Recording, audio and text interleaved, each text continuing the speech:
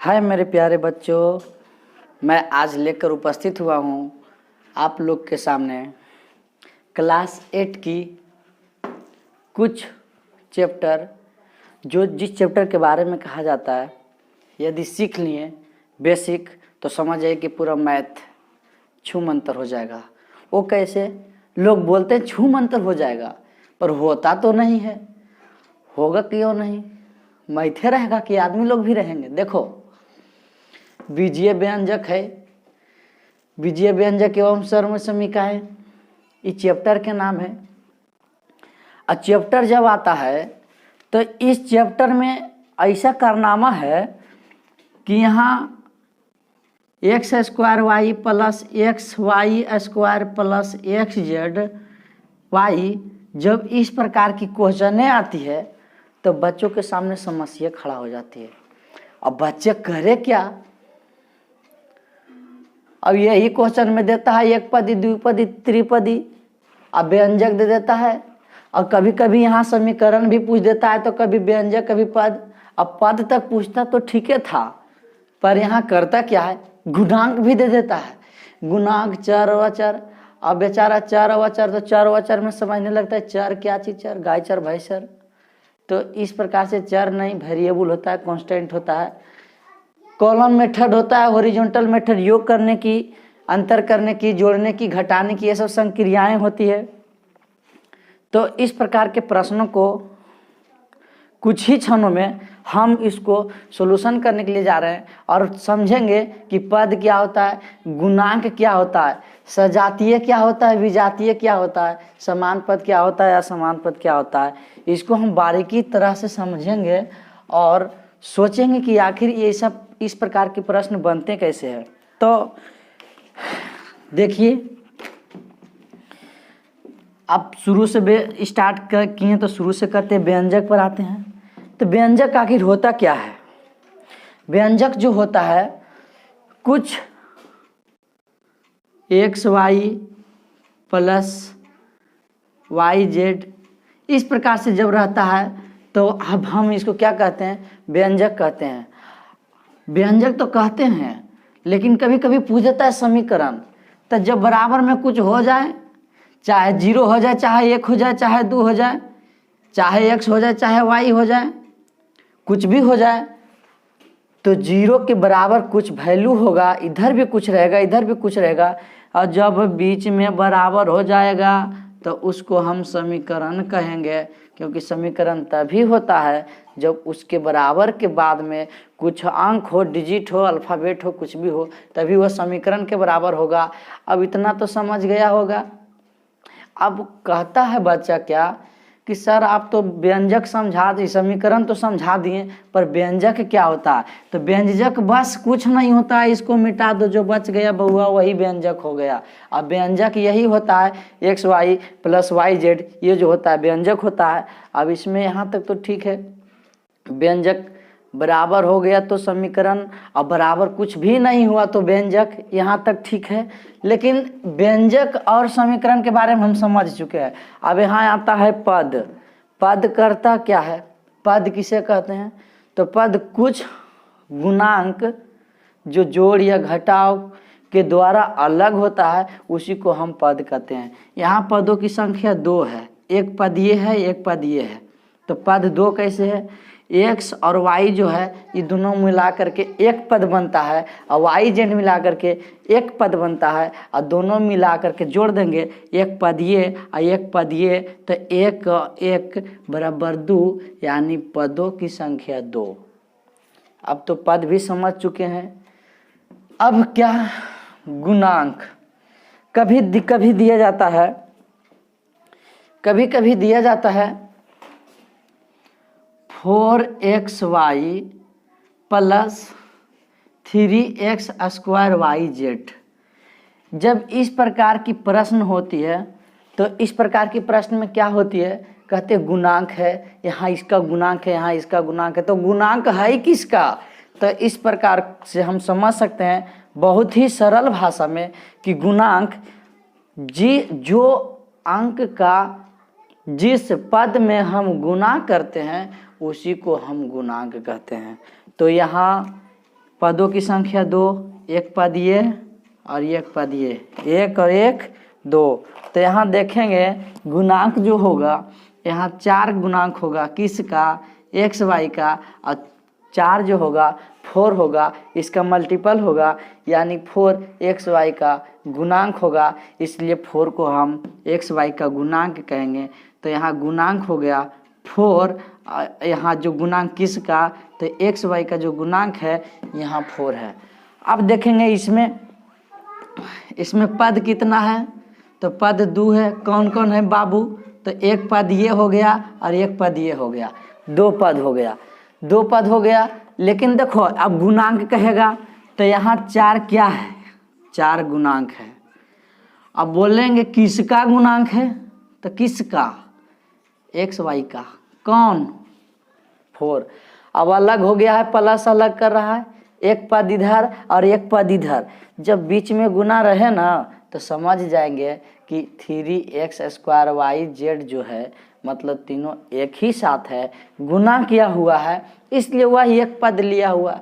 अब इसमें भी कहेंगे कि गुणांक कौन है, तो गुणांक z भी है, y भी है, x, लेकिन गुणांक, गुना में अंक, अंक अंक आने की डिजिट, डिजिट मतलब अंक होता है, और डिजिट मतलब अंक होता है। और इसलिए जो गुना करते हैं, क्या चीज़ गुना करते हैं, जो हम अंक को गुना करते हैं और उसी को हम कहेंगे गुणांक। और अंक होता है 0 1 2 3 4 5 6 7 8 9, इसके बाद कोई अंक नहीं होता। यदि कोई होता होगा तो शायद अब तो BA ग्रेजुएशन पास कर गए, पता नहीं होता होगा कि नहीं, शायद नहीं होता है, कोई सिद्ध कर ही नहीं सकते हैं कि इसके अलावा भी कोई और अंक होता है। पूरा मैथ इसी अंकों के साथ टिका हुआ है। अब देखेंगे गुणांक, तो यहाँ 3 जो है गुणांक है, किसका गुणांक है, तो x² yz का 3 है, यहाँ गुणांक है। तो अब तक हम पद को भी समझ चुके हैं, समीकरण को समझ चुके हैं, और जब इसी को हम बराबर कर देंगे ना तो ये समीकरण हो गया। यदि हम कुछ जोड़ दिए ना तो ये दोनों मिला करके एक गुणांक समीकरण में व्यंजक बनेगा। और इसमें कहेगा पदों की संख्या, तो एक पद और 2 पद, पदों की संख्या 2, और गुणांक बोलेगा ना तो गुणांक यहाँ 4, यहाँ गुणांक 3। अब बोलेंगे चर और अचर, चर और अचर, बस इसी के माध्यम से हम समझेंगे चर अचर। इसमें 4xy और 3x² yz, तो 4xy प्लस 3x² yz, ये जो है इसमें चर और अचर खोजना है। तो चर क्या है, तो x, यहाँ y, यहाँ x, यहाँ y, यहाँ z, ये जो दोनों बनाएगा ना ये दोनों चर है, चर है यानी कि जो बदलता है, कुछ भी मान रख सकते हैं, चर में मान रखा जाता है, कुछ भी मान रख सकते हैं।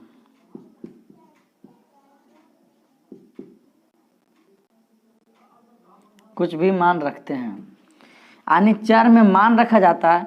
और ये वाला देखिए यहाँ जो ये जो हम खींच रहे हैं ना, यहाँ 4 और यहाँ ये 3, और इसको हम क्या कहेंगे, इसको अचर कहेंगे, क्योंकि यहाँ 4 है और यहाँ 3 है, यहाँ कुछ भी हम मान रख ही नहीं सकते हैं। और जो रखा हुआ वह फिक्स है कि यहाँ 4 होगा और यहाँ 3 होगा, उसी को हम अचर कहेंगे। और यहाँ x, यहाँ y, यहाँ x y z है, x y ये जो यहाँ से खींचे हैं ये दोनों जो जाएगा चर में जाएगा, और ये दोनों 3 और 4 जो आएगा ये अचर में आएगा।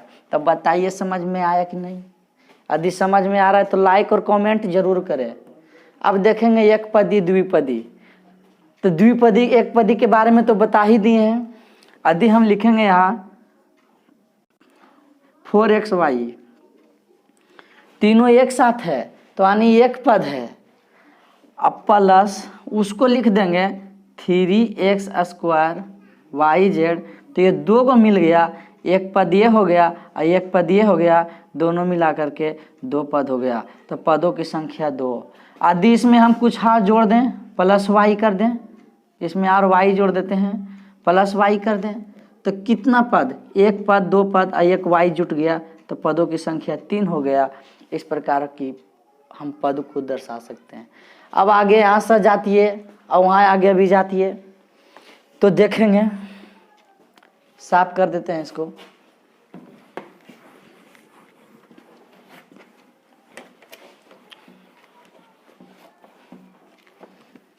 कहा जाता है अभी मेरे दोस्त कि लक्ष्य ना ओझल होने पाए, कदम मिलाकर चल, असफलता तेरी चरण चूमेगी, आज नहीं तो निश्चित कल। अभी हम लोग सोच रहे हैं ना कमाएंगे क्या, पैसा क्या कमाएंगे, कैसे कमाएंगे, बिल्कुल चिंता मत कीजिए, बस बेसिक एक बार पढ़ते जाइए मस्ती से। कहा जाता है कि जिस पर लोग हंसते हैं वही इतिहास रचते हैं। जो कह रहा है आपके बारे में कहने दीजिए, चिंता मत कीजिए कि कौन क्या कह रहे हैं। बस आइए समझते हैं सजातीय और विजातीय, ज़्यादा टाइम नहीं। तो 4xy plus x square y plus 3xy plus 2x square y. आते हैं इस प्रश्न के सहारे हम सजातीय और विजातीय को समझते हैं। तो सजातीय मतलब समान जाति, और जाति इसमें समान होगा कैसे? अभिजातीय मतलब असमान जाति, जो समान नहीं हो। यहाँ हम देख रहे हैं 4 गुणज है, किसका? एक्स वाई का। अब इसमें और ढूंढेंगे कि एक्स वाई और किसका गुणज है। एक्स वाई यहाँ पर है और एक्स वाई कहाँ पर है? तो एक्स वाई यहाँ पर भी है, लेकिन एक्स 2 है और वाई 1 है, तो इसलिए यहाँ समान नहीं होगा, ये समान पद नहीं होगा, असमान होगा। समान होगा यानी सजातीय, सजातीय नहीं होगा। जब एक्स वाई इसमें है तो कोई भी जो पद आएगा ना उसमें भी एक्स वाई होना बहुत ज़रूरी होता है। तो खोजते हैं एक्स वाई कहाँ है, सिर्फ एक्स वाई रहना चाहिए, और उसमें गुणांक किसी का भी हो, चाहे गुणांक 4 हो, चाहे गुणांक 3 हो, गुणांक कुछ भी हो सकता है, उससे मतलब रखना ही नहीं है। हमको कह रहा है सजातीय यानी समान जाति का खोज करना है। तो एक्स वाई इसमें है, इसमें एक्स स्क्वायर वाई है, यहाँ एक्स वाई है, ये देखिए पकड़ा गया, एक्स वाई यहाँ भी, एक्स वाई यहाँ भी, तो यानी सब पकड़ा गया ना। देख रहे हैं कैसे कैसे खेला रच रहा है। तो एक्स वाई यहाँ भी, एक्स वाई यहाँ भी, तो एक्स वाई ये और एक्स वाई ये दोनों जो बन गया, ये दोनों हो गया समान पद यानी कि सजातीय।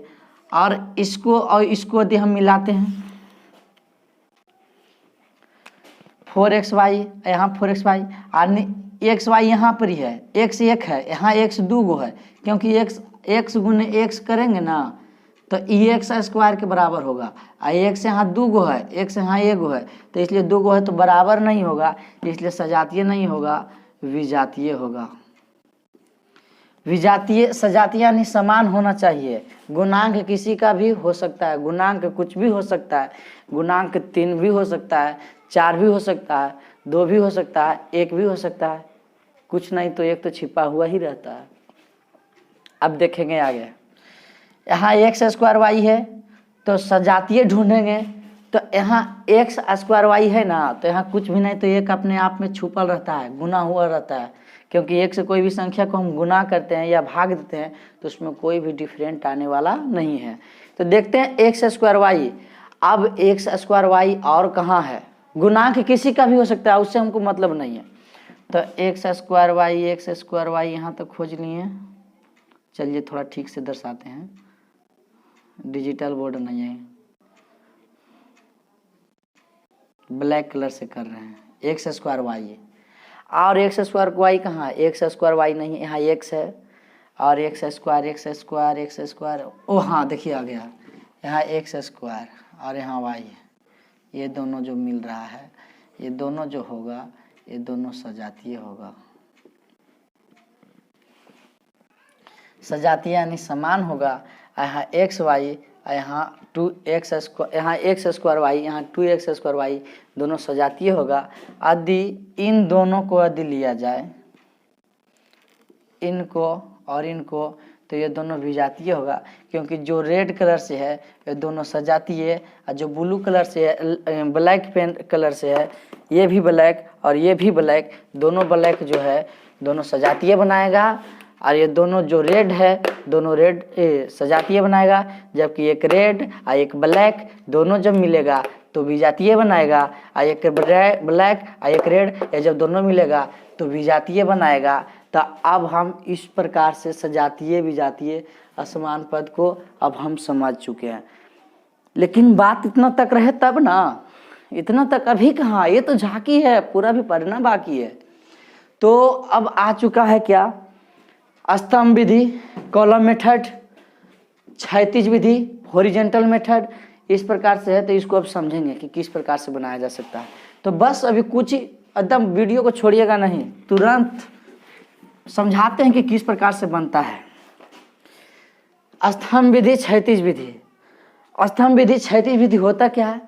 तो स्तंभ विधि, क्षैतिज विधि दो विधि ऐसा विधि है, इस विधि के माध्यम से हम क्या कर सकते हैं, इसको हम जोड़ सकते हैं, घटा सकते हैं दो प्रकार से। एक विधि हो सकता है, क्षैतिज भी हो सकता है और स्तंभ भी हो सकता है, कॉलम मेथड भी हो सकता है, हॉरिजॉन्टल मेथड भी हो सकता है। तो आइए हम समझते हैं प्रश्न के साथ।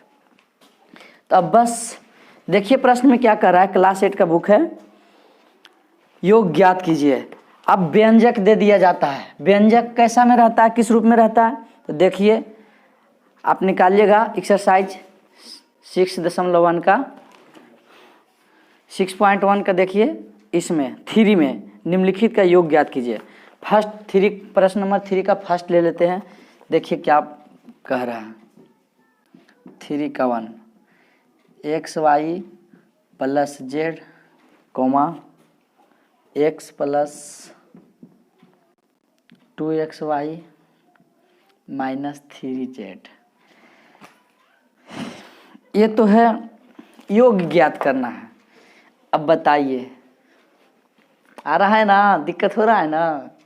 एकदम दिक्कत नहीं होगा, एकदम समझ जाइएगा। पता है कैसे, सजातीय को सजातीय के साथ जोड़ेंगे और विजातीय को विजातीय के साथ जोड़ेंगे, और जो गुणांक रहेगा ना, गुणांक को गुणांक के साथ देखेंगे, इधर 2 गो, इधर 3 गो, इधर 4 गो, इधर 5 गो, कैसे तुरंत देखते हैं।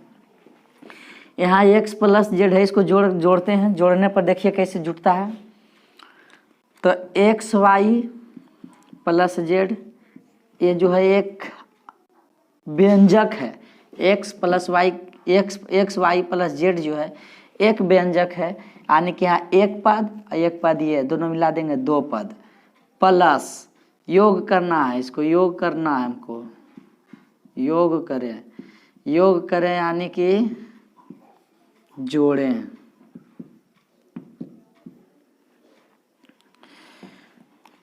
यहाँ x plus 2xy minus 3z। अब इसको हम जोड़ेंगे, कैसे जुटेगा देखिए।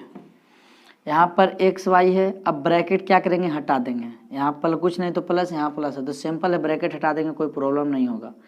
xy प्लस जेड प्लस के प्लस ब्रैकेट हटा देंगे, प्लस गुने प्लस प्लस एक्स के एक्स प्लस गुने प्लस प्लस। देखिए यहाँ पर 4 गो याद करना होता है, इसका खानदान में 4 एक ऐसे plus minus minus plus plus plus minus minus 4 ऐसे चुड़ैल है जो बच्चा को दिग्भ्रमित करके रखता है।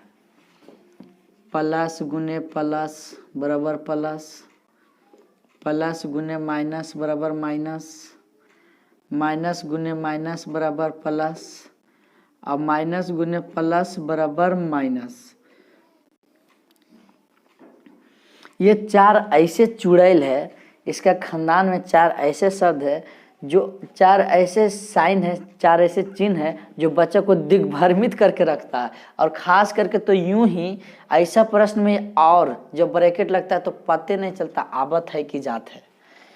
तो देखिए यहाँ प्लस, यहाँ भी प्लस ब्रैकेट है, तो पहले साइन का काम करेंगे, प्लस है, यहाँ भी प्लस है, तो प्लस बीच में क्या गुना, प्लस गुने प्लस, अब प्लस गुने प्लस देखेंगे तो यहाँ भी प्लस आता है, तो इसलिए यहाँ प्लस हो गया।